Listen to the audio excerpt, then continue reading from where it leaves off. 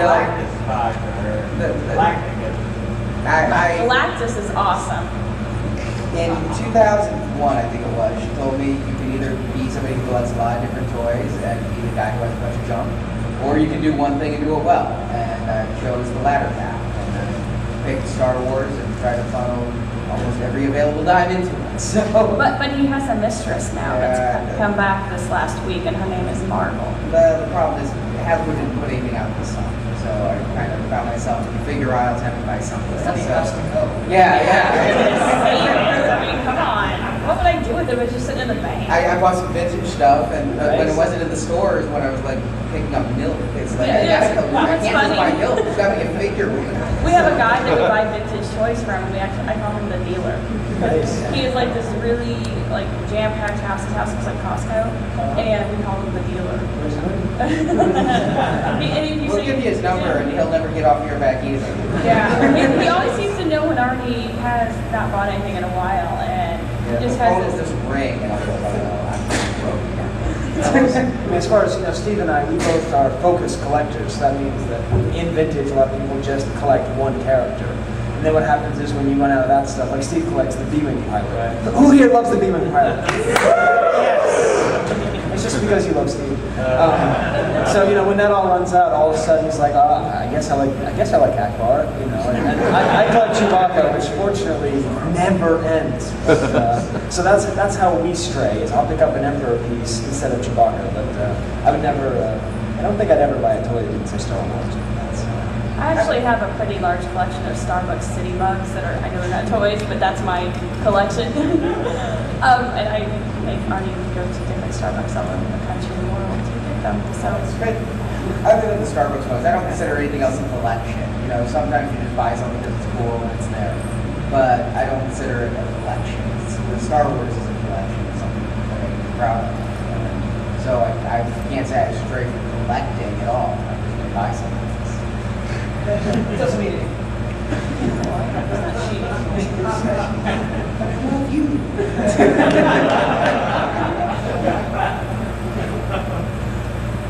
Yes. How happy are you with the success of the show individually? Do you wish it to be bigger, manageable, is it within your control, or can't go too fast? I think that happened when we first started. Seriously, our first show, we're like, oh wow, we'll get like 50 people. What? Like, No, I thought we thought we'd get 5. 5 people. And we thought maybe someday we'd have 50. Yeah, and like we got that our first show, we're like, oh, well that's different. And I know I'm amazed every day just walking like in a convention and people recognize me by my voice, and it's kind of weird, but it's okay and it's fun to have people to talk to. I was down the floor alone this afternoon all by myself, and I ran into people that I knew from the show and just hung out with them and talked to them for a little bit and had a good time. And I think it's okay the way, I'm never going to make a career out of this. It's just not going to happen. Podcasting is not something you're going to make a career out of. You cannot find your fortune on the internet. I'm sorry. It's our last show. I mean, your fortune's not on the internet unless you're selling like spray hair or something. Or online dating. But I do this because I love it. I don't do it because I get anything free. I don't really make money off of it. It's just, I do it because I love it. I love meeting people. I love going to conventions, and we're having the time of our lives. I'm happy we stopped spending money. I've got to say that, how big would I like to go? I'd like to not lose money doing the podcast. I'd like to, look at microphones and website costs. I mean, we transferred, I think, 300 gigabytes last month in bandwidth, and that isn't exactly cheap. So we had to keep paying for it. I'm happy with that level of success and that we're no longer paying for it. It's now kind of broken even. But I don't know. I'm always the type of, I don't think that bigger it would just be more listeners, which is great. I'd love to reach more people and try to help more people and entertain more people. But the show we do in a closed room, just 2 of us. So whether we had, the 5 listeners we thought we had the first time, or whether we have, 10 million listeners, it's going to be the same show. And hopefully, I just hope it's something that people respond to, people connect with, people enjoy. And I think a lot of people turned in at first because they thought I was a young girl who didn't know anything about Star Wars. I was like the foil for the jokes, and I'm not. So I think that was kind of that way. And I think some people stuck around because I'm not a dumb girl. What about you guys? You guys are kind of new, but is it what you expected as far as? We've actually never looked at how many listeners we have. We know how to figure that. I'll be honest, it's not easy. It's just Yeah. not So easy why to don't you figure guys that just out. come over like sometime this weekend and we'll just have a chat and show you Right. some Well, I mean, it's also like 'cause we kind of do it for. I mean, we want more listeners. That's however many we have, we want more because the vintage community, that we're trying to help. I think could always be larger, and I think people in the community could listen more. And I think as every episode goes, we've heard from many people that our last episode was the best. And we've heard that consistently from the first. So I think the audience will come. But no, we don't know how many listen, but we'd love to have more because that means good things. That means more people that are collecting vintage toys, talking about it at a high level. I don't know, I don't need a staff yet, but Yeah. I think I will soon if we get some bigger. We didn't have a staff for a long time actually. And then people offered to help us because they liked it. That was really awesome. Yeah. Right, our staff works for free and it's great that they're here because they love it. So do we. Yeah, so do we, but I mean. You have to not pay private Steve. roles. One thing I want to say is I give credit to our staff, but I want to give credit to all of our listeners because honestly, they keep us going sometimes. Sometimes, we think about, oh, I'm tired this week, I had a bad week, do I want to do the show? And, we don't do the show sometimes for us and we don't do it for the staff. The staff helps us do the show, but we do it for the listeners. And yeah, if nobody was listening, would we be doing it? No. But it's good to know that, again, we're connected with people and they feel us. They with the voicemails and the emails. They give us topics that we wouldn't have had. They make me spend money that I wouldn't have otherwise had. That's a two-way street, though. As the gentleman back there said, I'm sure that some people have splurged on some purchases because Arnie said it was cool or Arnie did a good review because you're picky. Yeah. And, And that's the one thing I also like about our show. We don't like everything that has a Star Wars logo. You guys don't either. And, oh, there's some crap for that.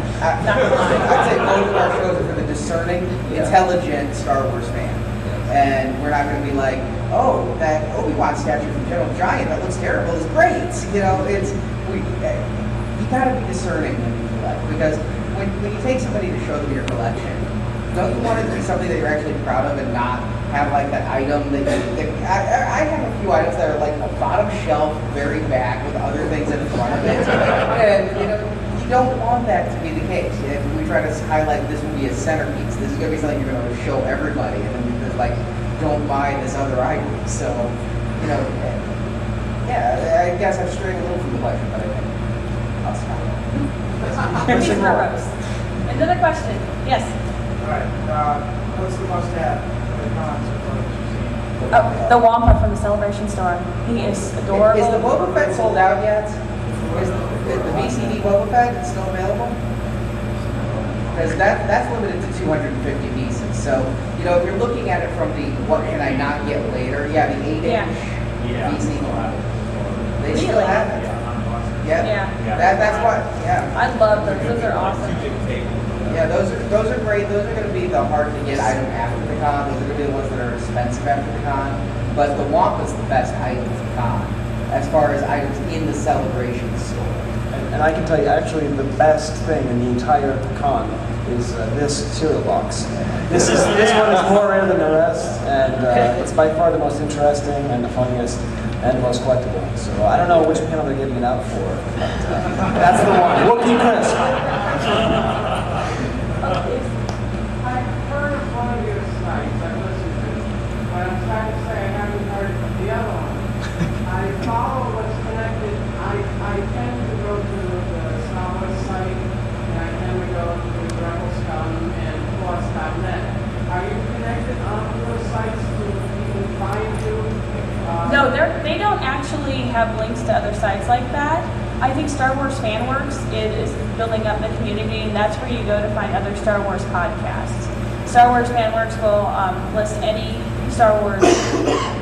Yeah, are you guys on it yet? I think we need to be. Well, yeah, Steve to do that last week. Steve? Yeah, StarWarsFanWorks.com is a good hub for all podcasts that kind of like to play together in the sandbox, like we do. You know, Yeah. we support each other, and you know, there are some that don't like to play in the sandbox with others, and you know, you won't find that on StarWarsFanWars.com. So if you want to know who that is, go there and see who's missing. We got time for one more question. Anybody got one? Yes, back in the back. Oh, I love media stories. All Oh. right, go ahead. When Artie was a little boy, his sister, no wonder I'm embarrassed. His sister encouraged him to buy more than one stormtrooper because when you're looking at Star Wars, you never saw just one stormtrooper standing around. So they decided that he, No, it became much clearer that it's not about what the number was. That was the that was the seed that was planted. And for a long time, Arnie would buy 3 of everything that was generic. So it's nothing with a name, any generic ship like gunship. Just, I have so many gunships and Well, you imperial see, shuttles. and Like, then every time they re-released it, I needed Yeah. more. Every time there was a new box, I needed more. see that? Yeah. I just went, what? Yeah, I currently have something else. Yeah. And then there was the B-Wings with the 4 different decal sets, so you could decorate it 4 different ways, so that became as well. I have a fleet in my basement. We seriously have a room that's floor to ceiling boxes of just stuff we haven't been able to find a room for yet. But for clarification, that rule doesn't exist anymore because of the Imperial shuttles. Once I got 6 of the Imperial shuttles, what was it? Target had the second one, but who had the first one? It was Toys R Us? Not Toys R Us. FAO Schwartz. Yeah, so when you have 3 FAO Schwartz ones and 3 Target ones standing next to each other, you realize when I put them together, I can't put them together. That's when I decided I just wanted to buy one, which is still multiple. And it's liberating, isn't it? Yeah, it feels better to, when they put out some crap, to not have to buy it, not feel like everything's on if I had to buy 3 Clone Wars series. And in vintage, there's the rule of I hope I find one. Yeah. It's like that in Maine, too. Yeah. See, his dealer will get him, like, the last purchase from the dealer is he got all the restrictions, fix everything they bought. And it was awesome. That's the way to do it, it's much easier. Yeah, so, and I think, we have, I think that's just me. Yeah. One last question, let's call it, or? In the middle. Okay. He is back here.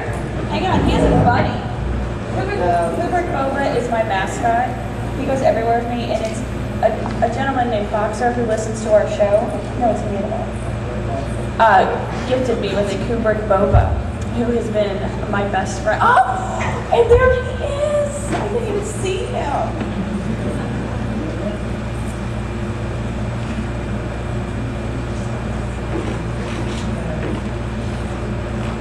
Let me bring out the hawk.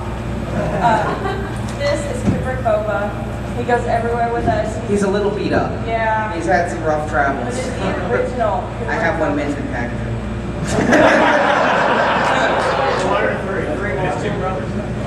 I actually do have a 3rd one because I plan on rebuilding him someday, but I feel like making some kind of stop motion animation out of it, like the Vader, where we take all the parts off.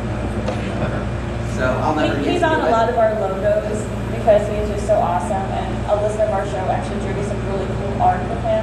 And it's got this little cute cocky pose. I think I'm going to get a tattoo of it because it's so cool. Kubrick's are awesome. You know, a lot of them think you should.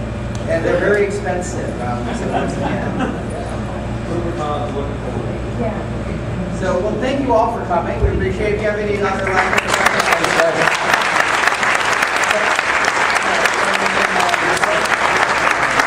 And also, if you see Steve or I, after this panel, we have probably about 150 to 200 of our panel. Oh, yeah. We also have some CDs of our show back at, I think, the back door. Oh, As people exit, you get your cereal box. what cereal? Looking crisp. You get on your way out. You can also get a CD of Arnie and Marjorie's show. Thank you all again.